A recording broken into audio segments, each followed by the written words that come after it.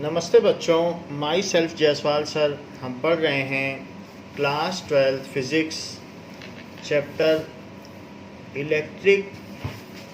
Electrostatic potential and capacitance. Now we will see the electrostatic potential at a point. So we will derive the formula for electrostatic potential at a point. So formula of electrostatic potential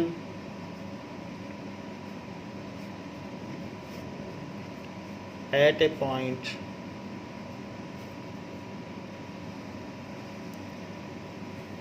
we know that electrostatic potential is the work done in bringing unit positive charge from infinity to some source charge। अगर हम कोई unit positive charge को यहाँ पर ला रहे हैं इस point पर, और वो भी इन्फिनिटी से ला रहे हैं, so if we bring unit positive charge from infinity to a point, ऐसे ला रहे हैं पी पॉइंट पर, या ए से आप बी पर ला रहे हैं, तो जो भी वर्क डन किया जाएगा यहाँ तक लाने में यूनिट पॉजिटिव चार्ज को, this is +1 coulomb charge. So work done in bringing unit positive charge from infinity to a point B, मान लीजिए B पे ला रहे हैं, is the electrostatic potential of that point, वही उसमें जमा हो जाएगा। So work done in bringing unit positive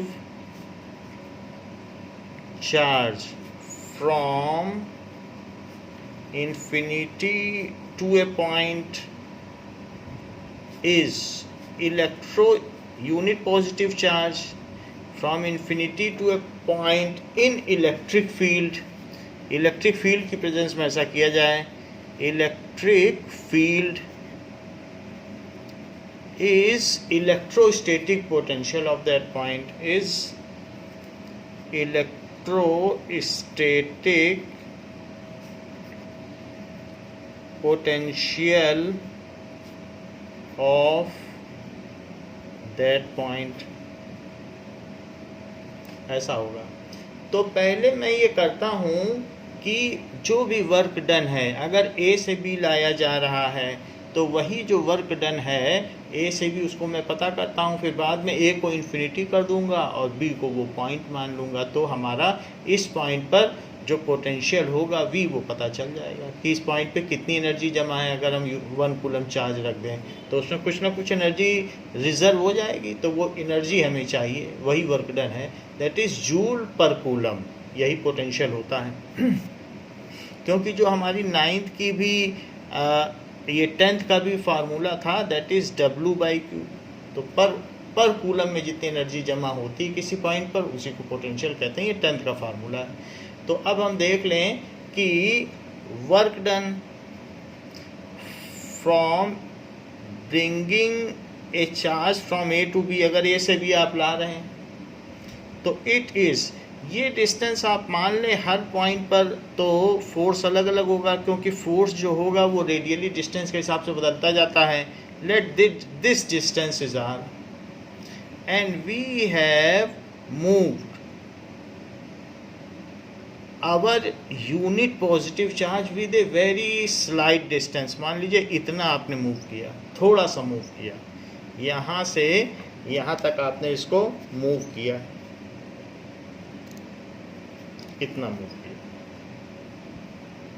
so this is dr, आपने dr मूव कर दिया, इधर की ओर मूव किया है, सो dr भी एक वेक्टर है।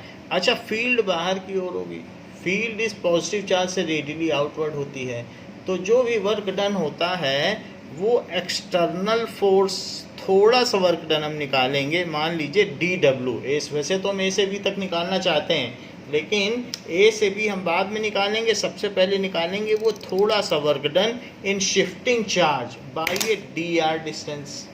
सो डी डब्ल्यू, क्योंकि फोर्स भी इसमें वेरिएबल है, हर पॉइंट पे जैसे जैसे दूर जाओगे तो फोर्स चेंज होता जाएगा, तो इसलिए D W is equals to थोड़ा सा work done is equals to that is force into displacement, external force into जो हमने डी आर डिस्प्लेसमेंट किया है। अच्छा, जो आपने फोर्स लगाया वो भी इधर लगाया और जो डिस्प्लेसमेंट किया वो भी इधर किया, दोनों इधर ही किए हैं, लेकिन एक्सटर्नल फोर्स को तो मीज़र नहीं किया जा सकता। तो फोर्स क्या होता है, फोर्स इज इक्वल्स टू, अगर आप क्यू नॉट चार्ज ला रहे हैं तो Q और electric field E, because electric field is the force experienced by unit positive charge. ये तो हम जानते हैं, इलेक्ट्रिक फील्ड फर्स्ट चैप्टर में पढ़ा। इलेक्ट्रिक फील्ड क्या है कि पर कूलम चार्ज पे लगने वाले फोर्स को फील्ड कहते हैं। जैसे कि ग्रेविटेशनल फील्ड एक केजी चीज पर लगने वाले वेट को ग्रेविटेशनल फील्ड कहते हैं, तो पर कूलम चार्ज पे जो फोर्स लगता है उसे इलेक्ट्रिक फील्ड कहते हैं। तो F is equal to Q E. तो मैंने एक्सटर्नल फोर्स को क्यू ई लिख दिया और निगेटिव साइन लगा दिया। क्यों निगेटिव साइन लगा दिया, because F external is equals to F electrostatic force but of minus sign. हम जो भी काम कर रहे हैं वो इलेक्ट्रोस्टैटिक फोर्स के अपोजिट कर रहे हैं। फील्ड बाहर की ओर है और हम यहाँ ला रहे हैं, हमारा भी तो पॉजिटिव चार्ज है। So our direction of force is opposite to electrostatic force, तो मैंने निगेटिव साइन लगा दिया। तो हमें उतना ही काम करना है, उतना ही फोर्स लगाना है जितना कि इलेक्ट्रोस्टैटिक फोर्स है। सो F external is minus of F electrostatic, तो माइनस साइन भी लगाया। और FE का क्या फार्मूला है, FE का फार्मूला है QE, ये कर दिया। तो इस तरीके से हमने ये लगाया, फिर उसके बाद निगेटिव साइन के साथ FE की वैल्यू रख दी, तो ये रख दी dot DR, this is dot DR। अब जरा देखें, हियर Q नॉट, जो हम चार्ज ला रहे हैं वो 1 कूलम है। So here Q nought is equals to +1 coulomb, तो हम उसे हटा दें। तो this is now becomes as dW is equal to minus E dot dr। सो ये भी एक इम्पॉर्टेंट फार्मूला है, कई जगह इसे dW is equal to E dot dl भी लिखा जा सकता है। लेकिन जैसे ही मैंने इसे 1 कूलम चार्ज रखा तो हमारा किया हुआ काम dV कहला गया। क्यों, क्योंकि 1 कूलम चार्ज को अगर हम कहीं से कहीं शिफ्ट करते हैं वो पोटेंशियल डिफरेंस बन जाता है। Shifting 1 coulomb charge from one point two other in presence of electric field, what ever work is done is called the electrostatic potential difference between those 2 points। एक कूलम चार्ज को एक बिंदु से दूसरे बिंदु तक स्थानांतरित करने में विद्युत क्षेत्र के विपरीत जो भी कार्य किया जाता है वो उन दोनों बिंदुओं के बीच का विभवांतर कहलाता है। सो इसलिए चूंकि 1 कूलम चार्ज है तो जो भी शिफ्ट करोगे अब ये dV कहलाएगा। सो dV is minus E D R। ये बहुत फेमस डिडक्शन है जो कि खुद में ही 3 मार्क्स का है, तो ये हमने कर दिया। अब जरा देखें कि मान लीजिए integrating both side, integrating both side, तो इधर अगर इंटीग्रेट करोगे तो आप A से B तक लाए हो। ऊपर आप देख लो, आप A से B तक लाए हो किसी चीज़ को, A से B, बाद में A को इन्फिनिटी रख देंगे और B को एक पॉइंट ले लेंगे। सो A से B तक लाने में, और यहाँ भी इंटीग्रेट कर दें E डॉट dr, ये भी A से B तक लाने में जो भी काम किया गया है। Now we will see that it is equals to minus E की वैल्यू क्या होती है, 1/4 pi epsilon nought source charge upon R square, जो डिस्टेंस है, क्योंकि R डिस्टेंस पे ये काम किया है। तो r डिस्टेंस पर आपकी जो भी फील्ड होगी वही ली जाएगी, क्योंकि बहुत छोटा सा है और हम ये मान कर चल रहे हैं कि इतने छोटे से मूवमेंट में फील्ड बदलेगी नहीं। वैसे तो हर पॉइंट पे बदल जाती है, but if it is infinitesimally small then we can assume that there is no change in electric field. तो ये हमने मान लिया है। And this is electric field है तो एक उसकी डायरेक्शन होगी। So R cap is radially outward. जो आर कैप है वो क्या है, इज रेडियली आउटवर्ड, क्योंकि पॉजिटिव चार्ज है। तो ये हमने देख लिया। और यहाँ पर फिर डॉट लगा दीजिए और डी आर, लेकिन जो आप डी आर ला रहे हो वो रेडियली इनवर्ड है, क्योंकि आप अंदर ला रहे हो। So D R is radially inward, ऐसा कर दिया। अब जरा देखिए ये, so this is -1/4 pi epsilon not Q by are square, और ब्रैकेट के अंदर R cap dot D R, ये है। तो जो डी आर है वो किस तरीके से है, जैसे ये पॉजिटिव चार्ज है और पॉजिटिव चार्ज से आप यहीं से सारी डिस्टेंस मेजर की जाती है। तो पॉजिटिव चार्ज से मान लीजिए ये 2 सेंटीमीटर है, और पहले आप कहाँ पर थे, पहले आप थे 2.2 सेंटीमीटर पर। तो ए और बी मान लीजिए यहाँ से यहाँ आए, तो फाइनल माइनस इनिशियल होता है। तो ये जो डी आर होगा वो क्या होगा, तो डी आर की वैल्यू खुद निगेटिव होगी, क्योंकि फाइनल डिस्टेंस और minus initial distance. So this is 2 - 2.2, ऐसा हो जाएगी। तो निगेटिव हो जाएगी कि नहीं, क्योंकि आप पास आ रहे हो तो फाइनल डिस्टेंस छोटी होती जाएगी। तो डी आर एक निगेटिव वैल्यू है, डी आर अपने आप में निगेटिव है। फिर भी मैं ये कहता हूँ कि ये आर कैप रेडियली आउटवर्ड है, क्योंकि पॉजिटिव चार्ज से इलेक्ट्रिक फील्ड बाहर जाती है और आपका मूवमेंट अंदर की ओर है। तो इनका जो डॉट प्रोडक्ट है वो cos 180 बनेगा। So -1/4 pi epsilon not Q by are square भी अंदर रहेगा, आर स्क्वायर बाहर नहीं आएगा, क्योंकि आर भी वेरिएबल है। तो इसलिए आर स्क्वायर को आपको अंदर रखना पड़ेगा, Q तक बाहर आएगा। सो ये चीज़ हो गई। सो 1/r स्क्वायर और इन दोनों का डॉट प्रोडक्ट। सो जो डॉट प्रोडक्ट होगा, आर कैप क्या है, आर कैप तो 1 हो जाएगा, क्योंकि ए डॉट बी क्या होता है, mod A mod B cos theta. Dot product में क्या होता है, A dot B that is mod A mod B cos theta. तो इसका मॉडुलस ले लिया। सो आप चाहें तो ऐसे भी कर सकते हैं, मॉडुलस ले लें, फिर डी आर का मॉडुलस ले लो और कॉस 180 डिग्री ऐसे ले लीजिए। सो ये सारी चीज़ें हमने ले ली। अब देखो, तो अब यहाँ पर क्या हो जाएगा,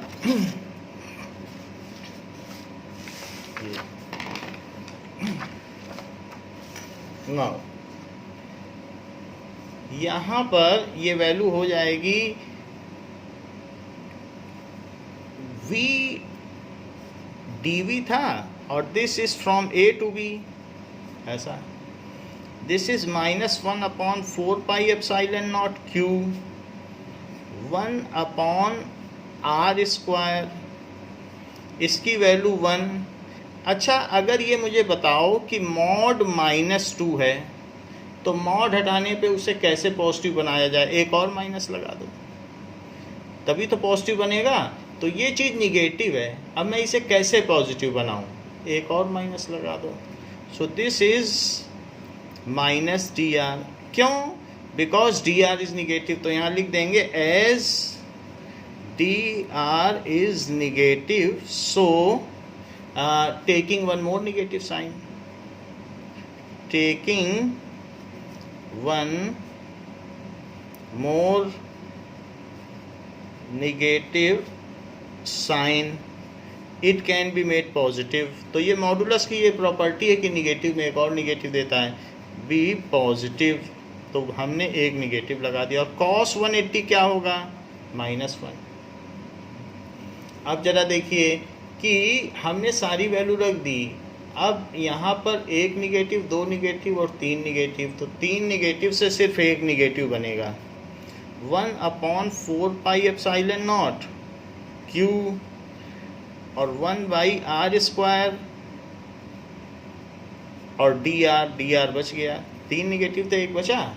और ये चीज़ें ए से बी जा रही हैं, सभी में ए से बी लिखिए। Do not forget to write that the limits of integration, ये सभी में क्या लिखा जाएगा? ए से बी। ए से बी सब में लगा दीजिए। So this is from A to B. A to B लगा दिया गया। अब देखिए ये क्या हो गया? dv है तो इसका इंटीग्रल v हो गया और इस पे अपर लिमिट a और b। सो इसलिए upper limit minus lower limit. अब यहाँ पर भी आप काम करें। सो इसमें -1/4πε0 Q और x to the power n dx का इंटीग्रल क्या होगा? It is x to the power n+1 upon n+1, ऐसा होता है। सो उसी तरीके से r टू द पावर -2 का इंटीग्रल क्या होगा? r to the power -2+1 upon -2+1, -2 है ऊपर जाने पर, और इस पर एक लिमिट लगा दें a से b। Now it is 1/4πε0 Q और r to the power -1 upon -1 a to b, ये चीज़ है। And this is equals to, minus तो यहाँ है ही, तो ये माइनस भी बाहर आ जाएगा। और 1/4πε0 Q और यहाँ आ जाएगा 1/r, जिसमें a और b लिख दिया जाएगा। नाउ it is 1/4πε0 Q और 1/RB माइनस 1/RA। तो ये फार्मूला हो गया VB माइनस VA का। ये भी एक इम्पॉर्टेंट फार्मूला है कि formula for potential difference between two points. It is the final potential minus initial potential. वैसे ये चीज़ तो हम फाइनल फार्मूले से भी निकाल सकते हैं। अगर हमें किसी पॉइंट का पोटेंशियल पता है तो पोटेंशियल डिफरेंस क्या होगा? Final minus initial. If 1 coulomb charge is brought from infinity to a point, if +1 coulomb charge is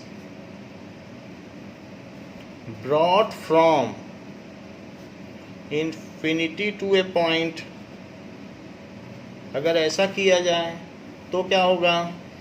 तो A हो जाएगा इन्फिनिटी और जो VB हो जाएगा या B हो जाएगा, वो ऐसा कहा जा सकता है कि VB को हम सिर्फ V लिखें कि एक पॉइंट का है। तो यहाँ पर it is V minus V infinity, या इसे आप कह सकते हैं पॉइंट है तो P लिख लें, VP। then it is equals to 1/4πε0 Q 1/RP minus 1/infinity, क्योंकि इनफाइनाइट डिस्टेंस है तो 0 हो गया। और इन्फिनिटी पर जो V इन्फिनिटी है वहाँ पर तो कुछ पोटेंशियल होता नहीं, उससे तो कुछ काम नहीं ले सकते हो, तो 0 जूल पर कूलम है वहाँ का पोटेंशियल, तो इसलिए ये VP ही माना जाएगा। 1/4πε0 Q/RP। सो ये है potential, formula of electrostatic potential at a point. Formula for electrostatic potential at a point. तो यहाँ पर हमने ये बात पता कर ली कि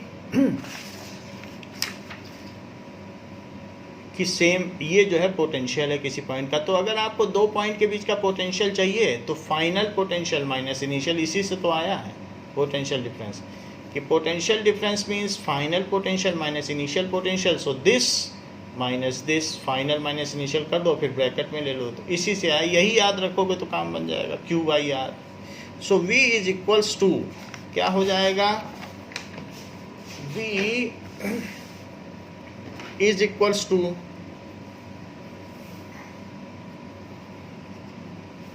1/4 pi epsilon naught Q by R. This is the formula of potential at a point. ऐसा होगा। Now, अब हम देखें कि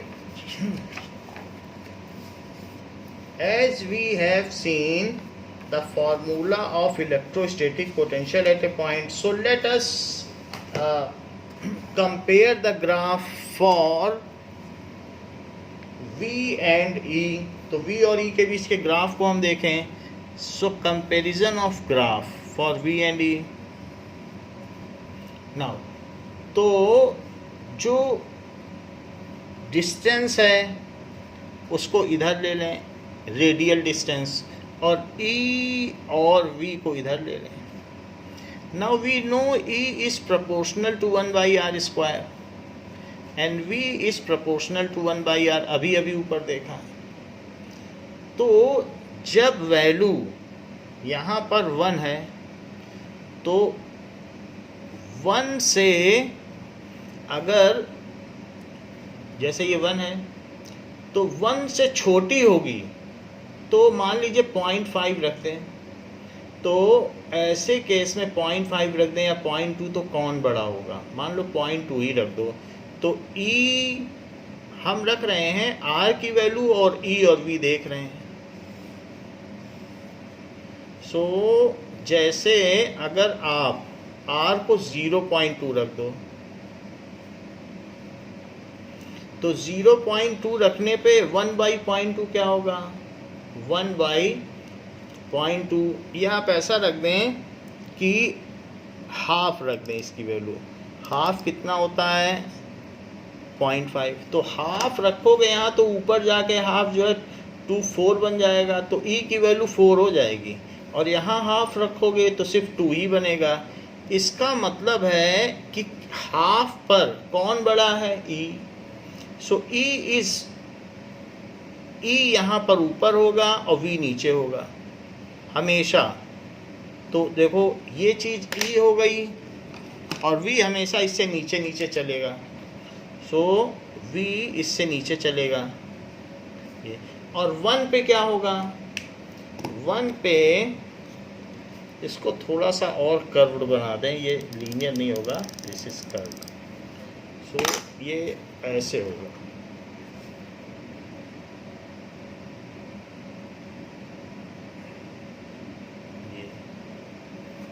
अब ये देखिए, सो इसके बाद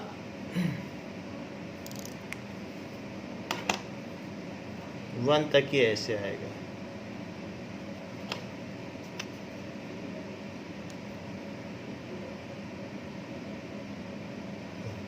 नाउ इसके बाद क्या होगा कि 1 रख देंगे तो दोनों में कुछ फर्क नहीं पड़ेगा, क्योंकि 1 रखने पे ये R स्क्वायर है E और V में 1/r है, तो दोनों तो 1 ही हो जाएंगे, दोनों इक्वल हो जाएंगे, क्योंकि E का फार्मूला क्या है, 1/4 पाई एप्सिलॉन नॉट और Q/r स्क्वायर। तो जब R ही को 1 रख दोगे तो क्या दोनों इक्वल नहीं हो जाएंगे। सो इन दिस केस 1 रखने पर दोनों की वैल्यू सेम हो जाएगी।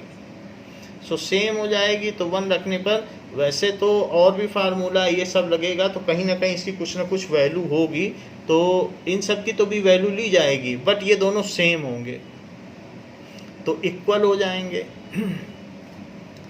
सेम। ये मैं एक तरीके का चीज़ें बता रहा हूँ कि बाकी चीज़ें हमने आइडेंटिकल ले ली, लेकिन अब अगर आप 2 रख दो तो 2 रखने पर ये 1/4 तो 0.25। सिर्फ मैं इसी का कंपैरिजन बता रहा हूँ, बाकी और भी चीज़ें हैं। और यहाँ 2 रख दो तो 0.5। तो अब कौन ऊपर है, V ऊपर है। तो 1 तक दोनों साथ साथ आए, लेकिन 1 के बाद v ऊपर हो गया, क्योंकि 1 के बाद v ऊपर हो गया और e नीचे हो गया। देख लीजिए e की वैल्यू छोटी है, सो e is now below the red line, तो ये हो गया। तो 1 है, ये 2 है, तो ये 1.5 है, तो 1 जो भी है, अगर आप वैल्यू बदलते जाओगे तो इस तरीके से 2 पे हमने रखा है, तो 2 पर ही हो गया। So this is the graph for v and this is the graph for e, which is proportional to 1 by r square, and this is inversely proportional and this obeys the inverse square law. So e और v का ये graph है, जहाँ पर इसे e कहा गया है और इसे v कहा गया है। अब जरा देखें, now example 2.1,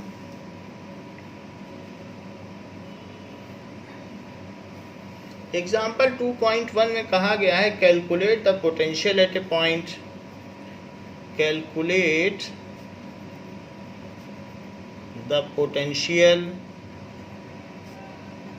eight a point, किसी पॉइंट पर पोटेंशियल पता करना है P due to a charge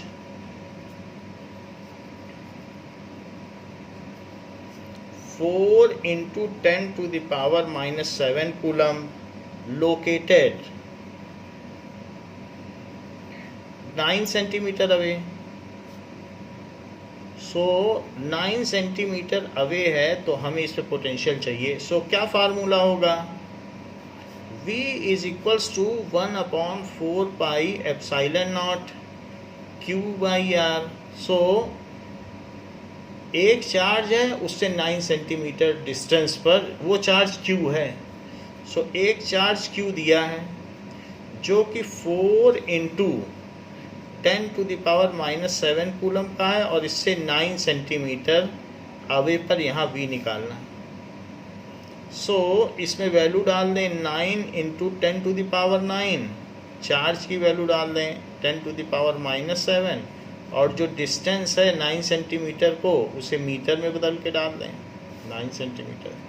so ये सारी चीज़ें जब आप करेंगे तो ये 9 है, 100 ऊपर चला जाएगा, और 100 ऊपर चला जाएगा और 9 से 9 कट जाएगा, तो ये 100 जब ऊपर जाएगा तो 10 to the power 11 बना देगा,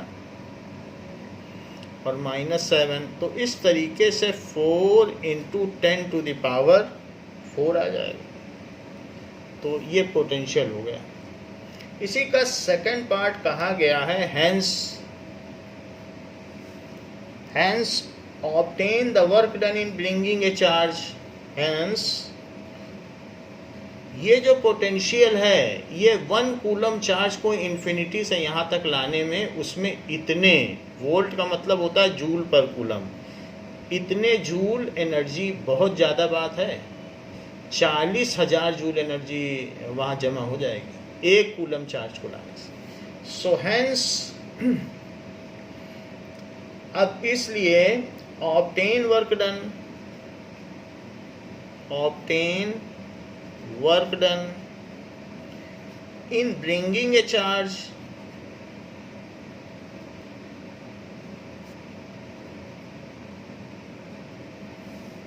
of 2 into 10 to the power minus 9 coulomb from infinity to a point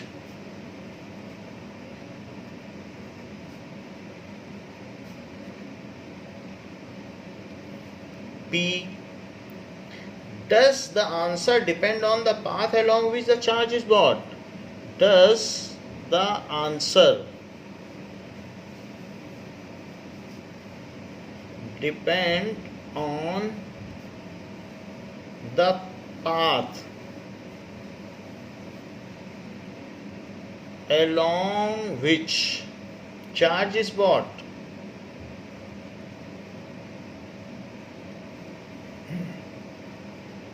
तो ये पूछा गया है। तो हमने पहले भी देखा कि जो V होता है वो W/Q होता है।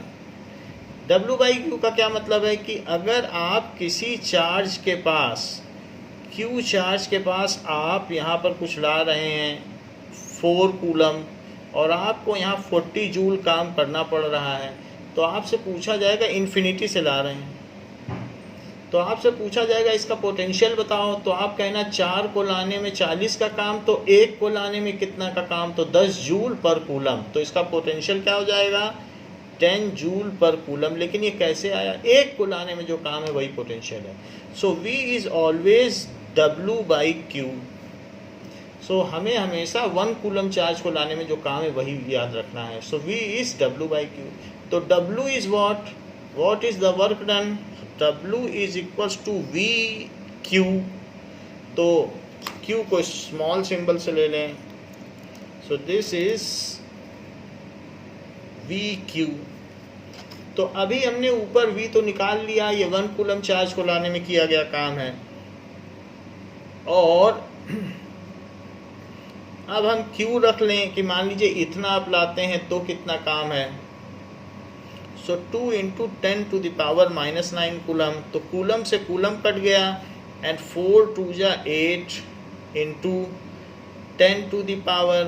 10⁻⁻5 जूल। तो ऐसे केस में आपको इतना काम करना पड़ेगा। And it depends as the force is conservative. तो हमने 11th में भी पढ़ा है कि कंजर्वेटिव फोर्स होता है, then the work done depends on end points. As electrostatic force is conservative, so work done does not depend on path। ये conservative force का feature है, and it depends only end points। As we are doing work against a conservative force that is electrostatic force,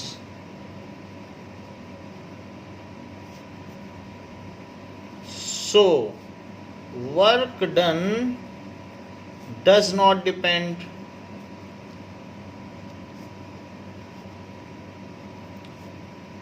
on the path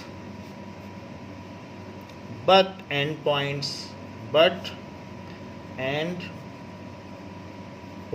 जैसे gravitational force भी एक conservative force है, तो कभी किसी अलमीरा के ऊपर गुलदान रखा है और मैं आपसे उसकी पोटेंशियल एनर्जी पूछूं कि उसका ग्रेविटेशनल पोटेंशियल या पोटेंशियल एनर्जी बताइए, तो आप सिंपली कह देते हो इसकी हाइट h है, इसका मास m है, तो mgh यही इसका ग्रेविटेशनल पोटेंशियल है। क्या आप हमसे पूछते हो कि ये जो गुलदान है उसको ऐसे ऐसे हिला के लाया गया कि कैसे कैसे हिला के लाया गया, कि इस कैसे भी लाया गया, हाइट से मतलब होता है। आप इसकी प्रीवियस हिस्ट्री कभी पूछते ही नहीं हो, तो पाथ से कोई मतलब नहीं रहता है। जो भी कंजर्वेटिव फोर्स के अगेंस्ट में काम किया जाता है, then it depends only on the end points. 0 है और ये h। Now potential due to electric dipole.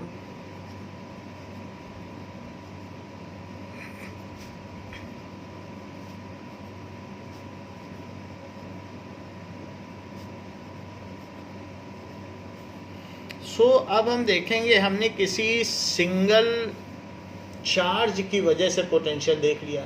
अब हम देखेंगे पोटेंशियल, जैसे हम फर्स्ट चैप्टर में फील्ड देख रहे थे, फोर्स देख रहे थे, वैसे फील्ड देखी है फर्स्ट चैप्टर में, ऐसे ही हम उसी को भी स्केलर क्वांटिटी में कन्वर्ट कर रहे हैं एवं उसका पोटेंशियल देख रहे हैं। तो डाइपोल की वजह से potential. Now let us take an electric dipole consisting of plus q charge and minus q charge and separated by 2a distance। so ये इलेक्ट्रिक डाइपोल है और हमें इसके सेंटर से r डिस्टेंस पर पोटेंशियल निकालना है। यहाँ पर हमें V चाहिए। So we have to find out electrostatic potential. We have to find out electrostatic potential.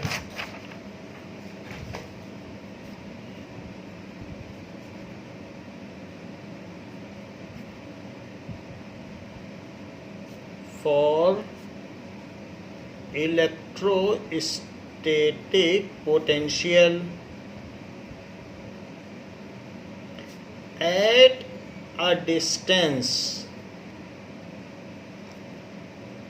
r distance पर from center of dipole, from center of dipole, और P किधर होगा? हम जानते हैं कि P will be in this direction, क्योंकि negative से पॉजिटिव होता है, और जो R है वो इस डायरेक्शन में होगा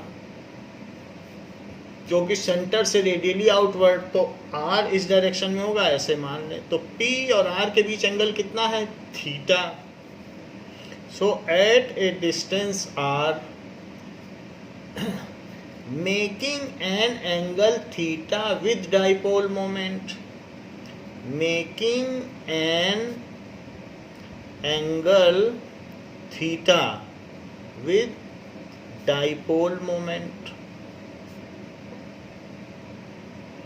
कभी भी जैसे डाइपोल मोमेंट ऊपर है और R इधर है, तो इस तरीके से हम कह सकते हैं इनको अगर कोई इनिशियल वेक्टर बना दिया जाए तो इनके बीच का जो एंगल है वो थीटा है।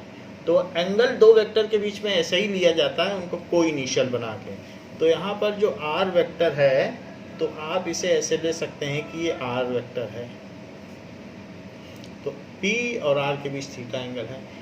इसको भी आप इससे मिला दें,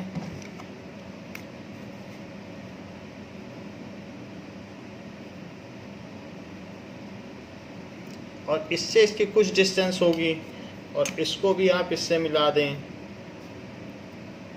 it is also having some distance. और इस P पर जो आप लाए हो 1 कूलम चार्ज, वो कहीं इन्फिनिटी से लेके आए हो। So the charge has been got from infinity. और कितना चार्ज लेके आए हो? +1 कूलम, ऐसा है। तो आप जब ला रहे हो तो दो charge, there are 2 charges, 2 source charges, तो इसके लिए भी आपको काम करना पड़ेगा और इसके लिए भी। मान लीजिए यहाँ लाए हैं आप, तो इसकी डिस्टेंस हमने मान ली R1 है और इसकी डिस्टेंस है R2। So work done in bringing +1 coulomb charge at P is due to 2 source charges. Work done in bringing +1 coulomb charge from infinity at P is due to 2 source charges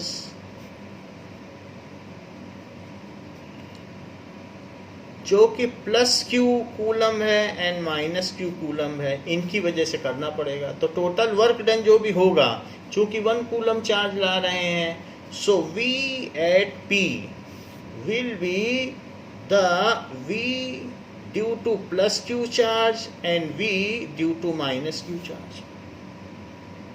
दो वजहों से work done होगा ना, plus इसकी वजह से और इसकी वजह से, क्योंकि 2 सोर्स चार्ज हैं। तो इनका फार्मूला क्या होगा? 1/4πε0 Q अपॉन R1, क्योंकि 1 से इसकी डिस्टेंस कितनी है? R1 + Q से, और साथ में 1/4πε0 -Q अपॉन R2। माइनस क्यों लगाया? क्योंकि इसमें वर्क डन मिल जाएगा। अगर +1 कूलम चार्ज को आप निगेटिव चार्ज के पास ला रहे हो तो पोटेंशियल उसका बढ़ेगा नहीं, बल्कि 0 से और कम ही होता चला जाएगा, क्योंकि इन्फिनिटी पे 0 है, और अब अट्रैक्टिव फोर्स की वजह से आएगा तो 0 से भी घट जाएगा, वो निगेटिव में चला जाएगा। जैसे कोई भी चीज़ अर्थ पे बाइंड है तो उसका निगेटिव पोटेंशियल होता है, 11th के हमने ग्रेविटेशनल चैप्टर में पढ़ लिया है। तो क्योंकि इन्फिनिटी से जब पास आएगा तो अट्रैक्शन की वजह से आएगा और अपनी और एनर्जी गंवा बैठेगा। तो ये दोनों चीज़ें, दिस इज़ 1/4πε0। यदि Q कॉमन ले लिया जाए तो 1/R2, निगेटिव यहीं रहा। तो ये तो बात हो गई इसका टोटल पोटेंशियल एट P है, और हमें इसी को निकालना है। R1 R2 को एलिमिनेट कर देना है और R के टर्म्स में निकालना है, क्योंकि हमें R और थीटा दिया गया है, हमें इन्हीं का ही यूज़ करना होगा। तो एक चीज़ हम आपको बता दें, ये ट्रायंगल की प्रॉपर्टी है, that is A B C, और A के सामने की साइड A, B के सामने की साइड B और C के सामने की साइड C होती है, स्मॉल c, और ये एंगल जो है ये A है। तो cos A क्या होता है? B square plus C square minus A square upon 2BC, ये एक प्रॉपर्टी होती है। यानी जो भी एंगल निकालना है तो अगल बगल वाले के स्क्वायर का सम माइनस सामने वाले के स्क्वायर का सम अपॉन 2 टाइम्स ऑफ अगल बगल, ये चीज़ है। So that is 2BC cos A क्या होगा? 2BC cos A, 2BC cos A is equals to, ये चीज़ इधर चली गई, सो दैट इज अगल बगल वाले स्क्वायर का सम और माइनस सामने वाले के स्क्वायर का सम, ये चीज़ बस इधर ले ली। अब A स्क्वायर क्या होगा? मान लीजिए हमें A स्क्वायर चाहिए, तो it is B square plus C square minus 2BC cos A। यानी किसी का अगर आप कोई साइड का स्क्वायर चाहिए तो बाकी बची हुई साइड का स्क्वायर माइनस 2 टाइम्स ऑफ बाकी बची हुई साइड इनटू उनके बीच का एंगल, ये चीज़ होती है। तो यही चीज़ अब हम लगाने वाले हैं। कोई भी साइड चाहिए उसका स्क्वायर, तो बाकी बची हुई साइड का स्क्वायर, उनके बीच का एंगल इनटू 2 टाइम्स ऑफ बाकी बची हुई साइड। तो यहाँ ज़रा देखें कि हमको चाहिए R1 का स्क्वायर, हमें R1 R2 हटाना है, तो वास्तव में R1 R2 हमें चाहिए ही होगा। सो R1 क्या है बताओ? R1 का स्क्वायर, सो यहाँ पर R1 का स्क्वायर अगर हम लेना चाहते हैं, सो दैट इज R1 का स्क्वायर इज इक्वल्स टू, देखो ये है A और ये है A, क्योंकि ये 2A है पूरा, तो ये A और A, तो किसी साइड का स्क्वायर चाहिए, ये ट्रायंगल है, तो बाकी बची हुई साइड का square A square plus R square, इसका मैग्नीट्यूड ले लो। तो बाकी बची हुई साइड का स्क्वायर बताओ क्या क्या लें? A square plus R square और माइनस, यही चीज़ लगा रहे हैं, बाकी बची हुई साइड का स्क्वायर माइनस 2 टाइम्स ऑफ बाकी बची हुई साइड और उनके बीच का एंगल cos थीटा, देख लो, माइनस 2 टाइम्स ऑफ बाकी बची हुई साइड्स और उनके बीच का एंगल cos थीटा। अच्छा, अगर ये थीटा है तो ये बताओ क्या है? क्या ये 180 डिग्री माइनस थीटा हुआ? भाई ये थीटा तो ये लीनियर पेयर है, तो ऐसे ही हमें R2 को भी एलिमिनेट करना है। So what is R2? R2 का स्क्वायर, तो R2 का जब स्क्वायर लोगे तो बाकी बची हुई साइड का square, so that is A square plus R square minus 2 times of बाकी बची हुई साइड और उनके बीच का एंगल, ये देखो उनके बीच का एंगल क्या है? जो A और R के बीच का एंगल 180 माइनस थीटा है, तो बाकी बची हुई साइड इंटू 2 इंटू उनके बीच का एंगल, तो वो हमने लिख दिया। So this is equals to A square plus R square, और cos 180 माइनस थीटा कितना होता है? क्योंकि अब ये सेकेंड क्वाड्रेंट में चला गया है और 180 माइनस थीटा है, 180 में से कुछ भी घटाया जाएगा तो ट्रिग्नोमेट्रिक फंक्शन वही रहता है, लेकिन सेकेंड क्वाड्रेंट में कॉस निगेटिव है, सिर्फ वहाँ पर साइन और कॉसेक पॉजिटिव होते हैं, तो इसलिए माइनस रहेगा, कॉस का कॉस ही बना रहेगा और थीटा रहेगा। तो cos 180 minus theta is minus cos theta, तो यहाँ से भी एक माइनस निकलेगा, यहाँ भी एक माइनस है, तो प्लस 2AR cos थीटा, ये चीज़ हो गई।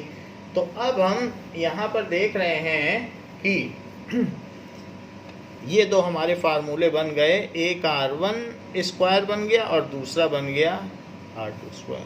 तो ये R2 स्क्वायर इसमें प्लस आ गया और R1 में ये आ गया, दो चीज़ें आ गई हैं। तो इसे इक्वेशन 1 डाल दें, इसे इक्वेशन 2 डाल दें।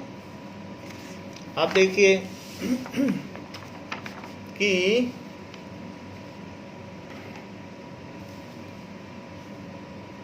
यहाँ पर तो R1 का स्क्वायर क्या होगा?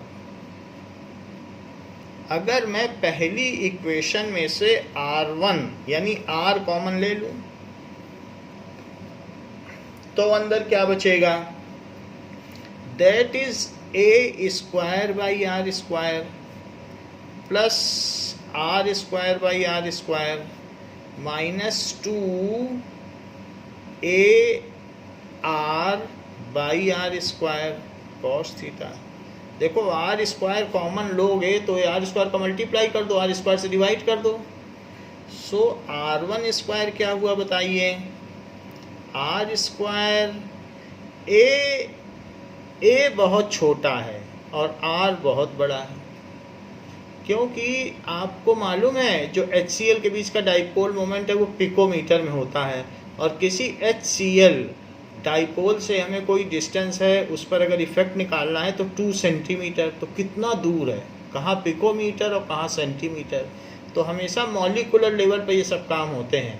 तो ऐसे केस में जो डाइपोल की डिस्टेंस है वो इतनी छोटी है जो प्रैक्टिकल पर्पस के लिए कि वो R के सामने कुछ भी नहीं है, तो उसका स्क्वायर तो और भी छोटा होगा।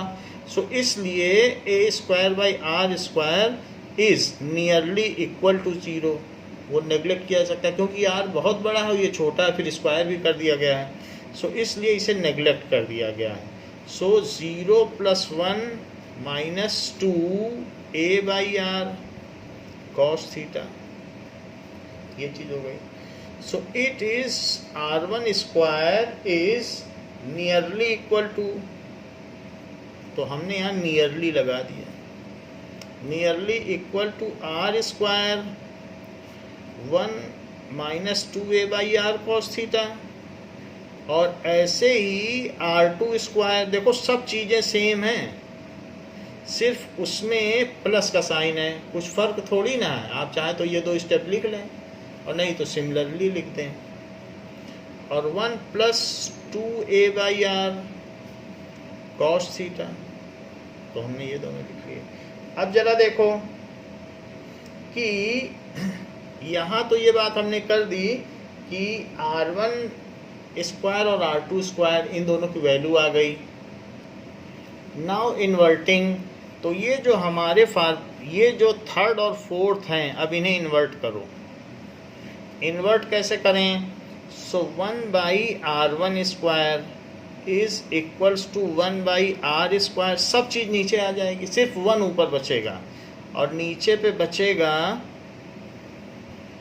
1 minus 2A by R cos theta, ये बचेगा। इन्वर्ट कर दिया, और इन्वर्ट करने पर स्क्वायर रूट लो, टेकिंग स्क्वायर रूट।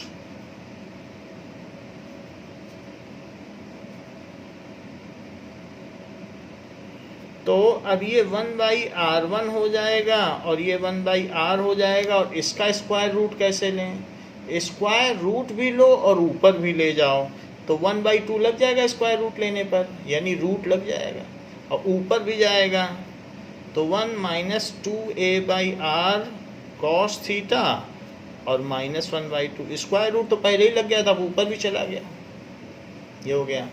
तो हम बाइनोमियल थ्योरम में जानते हैं कि अगर कभी भी 1 + x⁴n होती है तो 1 होता है प्लस nx होता है plus n minus 1 2 × 1 x square plus n minus 1 n minus 2 upon 3 × 2 × 1 x cube, और ऐसे चलता चला जाता है। ये बाइनोमियल एक्सपेंशन है। चाहे तो आप इसमें 2 रख के देख लें, 3 रख के देख लें, बिल्कुल सही फार्मूला आएगा।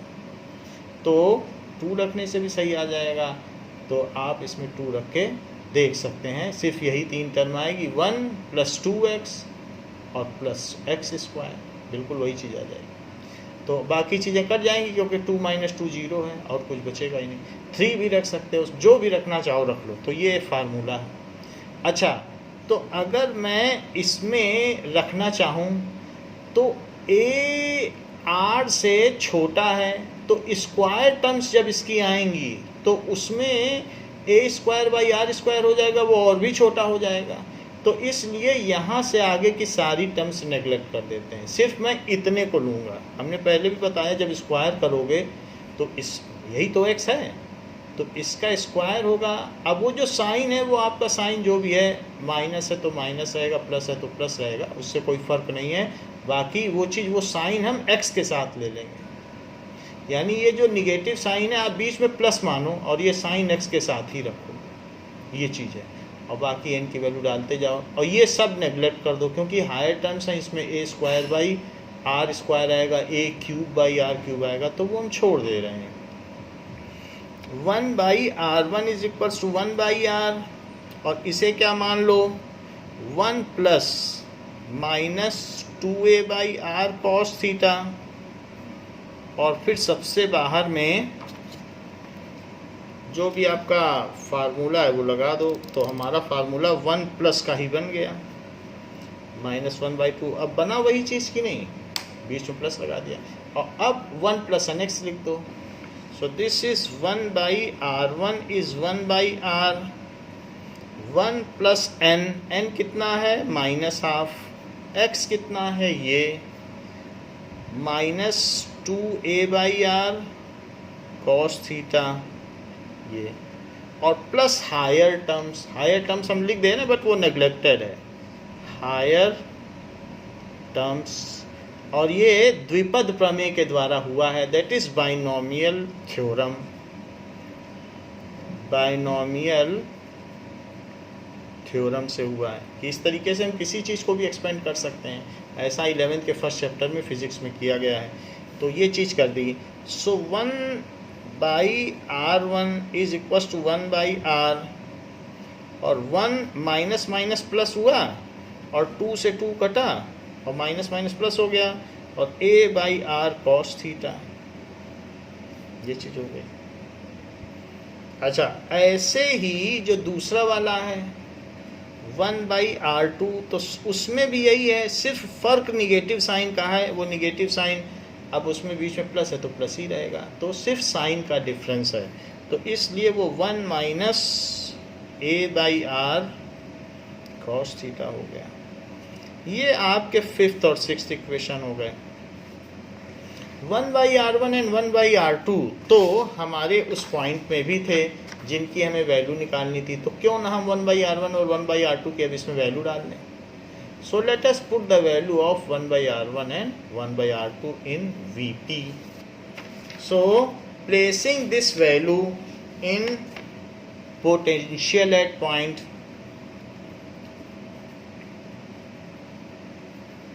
these values in Vp, तो Vp क्या है, Q upon 4 pi epsilon not 1 by R1 minus 1 by R2। वैसे तो हमने दोनों पोटेंशियल को ऐड किया था, लेकिन अब वो क्या है कि एक निगेटिव था तो निगेटिव साइन आया। हमने सिंपली दोनों को ऐड किया था, 2 पॉइंट्स की वजह से जो पोटेंशियल है, लेकिन एक चार्ज निगेटिव था तो निगेटिव आ गया, है ये एडिशन ही। खैर कोई बात नहीं, हम R1 की वैल्यू डालते हैं, तो R1 की वैल्यू और R2 की वैल्यू आप डालिए।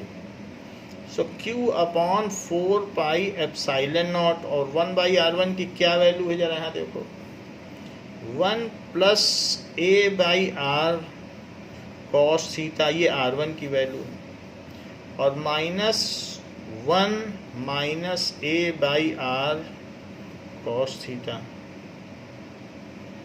ये इसकी वैल्यू है। 1 से 1 कैंसिल हो गया क्योंकि अपोजिट साइन के साथ हैं, और ये जो a बाई आर है ये पॉजिटिव हो गया।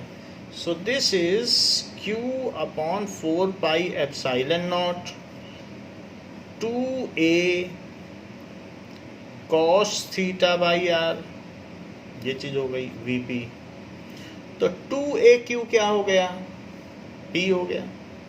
So it is equals to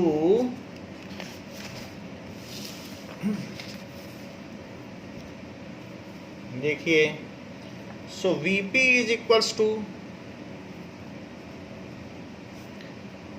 2AQ को हम P कह सकते हैं, 2AQ। So this is equals to P cos theta by 4 pi epsilon naught R, ये चीज़ हो गई। सो हमारे पास जो फॉर्मूला बचा है वो ये है, P cos थीटा। अब आप अगर देखें तो ये cos थीटा क्या है, यहाँ पर जो cos थीटा है तो वो डाइपोल मोमेंट और रेडियल वेक्टर के बीच का एंगल है। तो अगर हम यहाँ पर एक काम करें कि आर कैप लगा दें, तो आर कैप के साथ हमें ये पता चल जाएगा कि थीटा क्या है। सो इसी का हम डॉट प्रोडक्ट ले लें। अब जैसे कॉस थीटा है, आप अगर यहाँ तक भी रखेंगे तो चल जाएगा, लेकिन फिर भी आप इसको एक दूसरी तरीके से भी, क्योंकि वर्क डन है तो आप work done co dot product में भी दिखा सकते हैं, एफ डॉट आर। तो अगर हम कॉस थीटा एलिमिनेट करना चाहते हैं तो जरा सोचो पी डॉट आर कैप क्या होता है। इट इज पी वेक्टर का मॉड आर कैप वेक्टर का मॉड, ये आर कैप है और कॉस थीटा। तो अब इससे क्या आ जाएगा, ये देखो। तो अगर आप इसे करेंगे तो P आ जाएगा और R की जगह 1 और cos थीटा आ जाएगा, आएगा यही।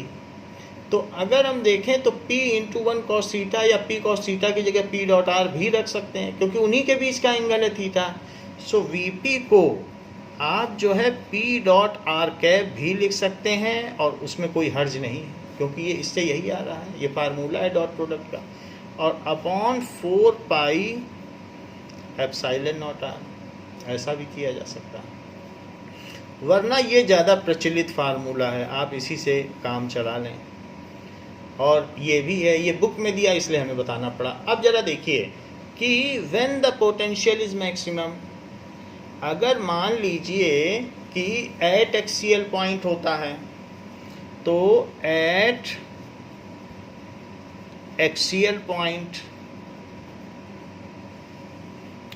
पॉइंट में दो तरीके से हो सकता है। ये है Q, ये है माइनस Q, और हो सकता है कि पॉइंट P यहाँ हो, तो P यहाँ हो जाएगा। तो वैसे तो ये R है, R वेक्टर, और ये थीटा है, तो फिर ये P को यहाँ आने के लिए अपना एंगल 0 करना पड़ेगा। मान लीजिए ये पॉइंट P है, इनके बीच डाइपोल मोमेंट भी है, वो अलग P है, स्मॉल p को डाइपोल मोमेंट कहते हैं। आप इसे अमेंड कर लें तो ये, तो स्मॉल p। तो अब ये देखो एक्सियल पॉइंट पर है और Q की तरफ है, टूवर्ड्स पॉजिटिव चार्ज, तो थीटा कितना हो गया, थीटा हो गया 0। So towards plus Q charge, तो ऐसे केस में थीटा 0 हो गया। और थीटा 0 डिग्री होने से जरा VP की वैल्यू डालो, VP is equals to P cos 0 degree upon 4 pi epsilon naught R। So it is 1 upon 4 pi epsilon naught P by R, ये VP है, तो यानी उसमें ये एनर्जी होगी। और ऐसा एक और भी केस हो सकता है, मान लीजिए ये पॉइंट यहाँ पर हो P डैश, तो P डैश पे होगा तो ये वेक्टर को यहाँ आना पड़ेगा। और ऐसे केस में ये जो थीटा है, क्योंकि थीटा तो जो होता है P वेक्टर और R वेक्टर के बीच का एंगल है, अब जब इसको घुमा दोगे तो 180 बन जाएगा। तो ऐसे केस में टूवर्ड्स माइनस Q चार्ज अगर है तो क्या होगा, towards minus Q charge, so theta is equal to 180 degree. So VP क्या होगा, it will be P cos 180 degree और अपॉन 4 पाई एप्सिलॉन नॉट और r, तो it is minus P upon 4 pi epsilon naught r। तो ये V P dash है, यानी दोनों तरफ हमने ले लिया। तो एक तरफ इसका निगेटिव पोटेंशियल है और एक तरफ पॉजिटिव। निगेटिव की ओर आएगा तो अपनी एनर्जी गंवा बैठेगा, और पॉजिटिव की ओर आएगा तो अपनी एनर्जी बढ़ा बैठेगा। तो ये तो ऑब्वियस है, क्योंकि हम +1 कूलम चार्ज ला रहे हैं। तो इस तरीके से पॉजिटिव चार्ज की ओर लाने पर उसमें एनर्जी 0 से बढ़ के इतनी हो जाएगी, और निगेटिव की तरफ लाने पर उसकी एनर्जी 0 से घट के इतनी हो जाएगी। बट आप चाहते हैं कि इक्वेटोरियल पॉइंट पे इसकी क्या एनर्जी है। So potential at equatorial point, at equatorial point, so ऐसे केस में थीटा 90 डिग्री होगा। तो इक्वेटोरियल पॉइंट का मतलब क्या है, that is Q, that is minus Q, और यहाँ किसी इस पॉइंट पर जो कि आर वेक्टर है, तो ये थीटा डिग्री 90 डिग्री होगा। तो थीटा 90 डिग्री होगा तो वो v कितना होगा, 1/4 पाई एप्सिलॉन नॉट, जो कि इक्वेटोरियल पॉइंट है, और p cos 90 और अपॉन r। ये जस्टिफाइड भी है, क्योंकि प्लस क्यू चार्ज की वजह से जितना वर्क डन उसे करना पड़ेगा, माइनस क्यू चार्ज की वजह से उतना उसको मिल जाएगा। तो अल्टीमेटली अगर यहाँ पे आता है, इस लाइन पे कहीं भी घूमता है, तो वो फ्रीली घूम सकता है, उसका पोटेंशियल 0 है, उसे कोई भी काम नहीं करना पड़ेगा। तो it is 1/4 pi epsilon naught p cos 90। तो p cos 90 है, तो cos 90 तो 0 होता है, और अपॉन r, तो ये 0 हो जाएगा। So at any point, equatorial point, the potential is 0, तो वहाँ पर उसका पोटेंशियल 0 होगा। और सबसे ज़्यादा स्टेबल इक्विलिब्रियम ये होगा, अगर यहाँ भी छोड़ोगे तो ये घूम के इधर भी आ सकता है, क्योंकि मिनिमम एनर्जी पोजीशन है ये स्टेबल इक्विलिब्रियम, मतलब स्टेबल सबसे ज़्यादा यहीं पर ऐसा होगा। तो हमने यहाँ पर आपको बता दिया कि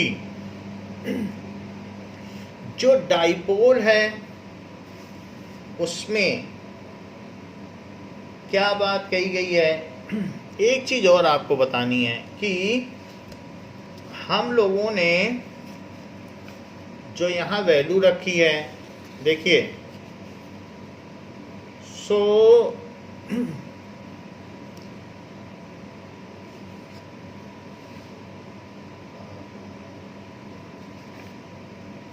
ये चीज़ है। तो यहाँ पर ये दोनों वैल्यूज़ थी, तो इन दोनों वैल्यूज़ को जब हमने यहाँ पुट किया तो 1/r और 1/r भी लिखना चाहिए था, वो नहीं लिखा है।